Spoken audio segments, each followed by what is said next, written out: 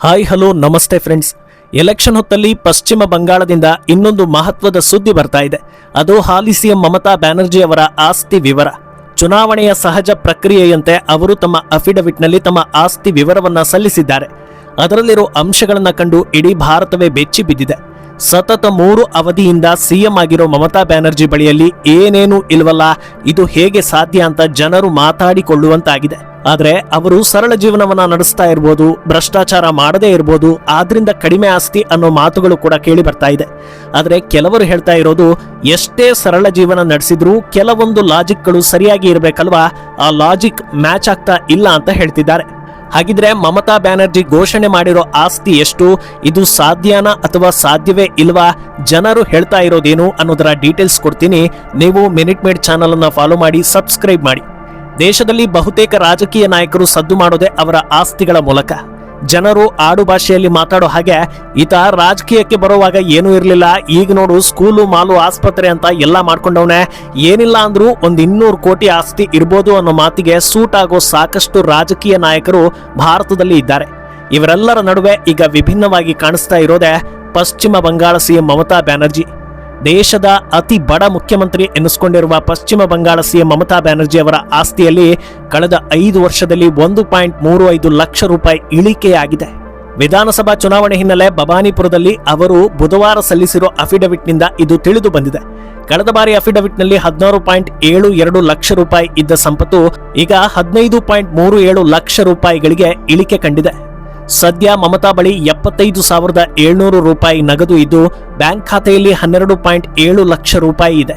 ಜೊತೆಗೆ ಮೂಲದಲ್ಲೇ ಕಡಿತವಾಗುವ ತೆರಿಗೆ ಅಂದ್ರೆ ಟಿಡಿಎಸ್ 40,600 ರೂಪಾಯಿ ಆಗಿದೆ.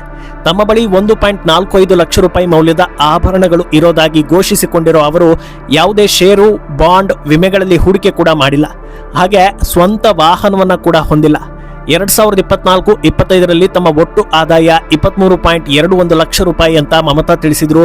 ಜೊತೆಗೆ ಮಮತಾ ಬ್ಯಾನರ್ಜಿ ಮೇಲೆ ಯಾವುದೇ ಕ್ರಿಮಿನಲ್ ಅಪರಾಧಗಳು ಕೂಡ ದಾಖಲಾಗಿಲ್ಲ. ಇದನ್ನ ಕೇಳಿದ ಮೇಲೆ ಎಂಥವರಿಗಾದ್ರೂ ಅಚ್ಚರಿ ಆಗೇ ಆಗತ್ತೆ. ಕೆಲವರು ಇದರಲ್ಲಿ ಆಡಿಕೊಳ್ಳೋದೇನಿದೆ, ಅವರು ಸರಳವಾಗಿ ಜೀವಿಸ್ತಾ ಇರ್ಬೋದಲ್ವಾ, ಕಣ್ಣಾರೆ ನೋಡಿಲ್ಲ ಅಂದಮೇಲೆ ಯಾರೊಬ್ಬರ ಮೇಲೂ ಆರೋಪ ಹೊರಿಸುವ ಅಥವಾ ಅನುಮಾನಿಸುವ ಹಕ್ಕು ಯಾರಿಗೂ ಇಲ್ಲ. ಒಂದು ವೇಳೆ ಮಮತಾ ಸರಳ ಜೀವನವನ್ನು ನಡೆಸ್ತಾ ಇದ್ರೆ ನಿಜಕ್ಕೂ ಅವರು ಬೇರೆಲ್ಲ ರಾಜಕಾರಣಿಗಳಿಗೂ ಮಾದರಿ ಅನ್ನೋದ್ರಲ್ಲಿ ಯಾವ ಅನುಮಾನವೂ ಇಲ್ಲ ಅಂತ ಹೇಳ್ತಿದ್ದಾರೆ. ಆದ್ರೆ ಈ ಅಫಿಡವಿಟ್ ನಲ್ಲಿರೋ ಮಾಹಿತಿಗಳಲ್ಲಿ ಕೆಲ ಲಾಜಿಕ್ಗಳು ಮ್ಯಾಚ್ ಆಗ್ತಾ ಇಲ್ಲ ಅನ್ನೋದು ಹಲವರ ವಾದ. ಅದೇನು ಅಂದ್ರೆ, ಅವರ ಬಳಿ ವಾಹನ ಇಲ್ಲ ಅಂತ ಹೇಳಿದ್ದಾರೆ ಸರಿ, ಸಿಎಂ ಆಗಿರೋದ್ರಿಂದ ಸರ್ಕಾರದಿಂದಲೇ ವಾಹನ ಕೊಡ್ತಾರೆ, ಕಾವಲು ಪಡೆಗಳನ್ನ ಕೊಡ್ತಾರೆ, ಅದರಿಂದ ಖಾಸಗಿ ವಾಹನದ ಅವಶ್ಯಕತೆ ಇರೋದಿಲ್ಲ. ಆದ್ರೆ ಪ್ರತಿ ತಿಂಗಳು ಸಂಬಳ ಅಂತ ಕೊಡ್ತಾರಲ್ವಾ, ಅದು ಮ್ಯಾಚ್ ಆಗ್ಬೇಕಲ್ವಾ ಅನ್ನೋದು ಜನರ ಪ್ರಶ್ನೆ. ಇತ್ತೀಚೆಗೆ ಕರ್ನಾಟಕದ ಸೆಷನ್ನಲ್ಲಿ IPL ಟಿಕೆಟ್ ಕುರಿತಂತೆ ಚರ್ಚೆ ನಡೆಯಿತು.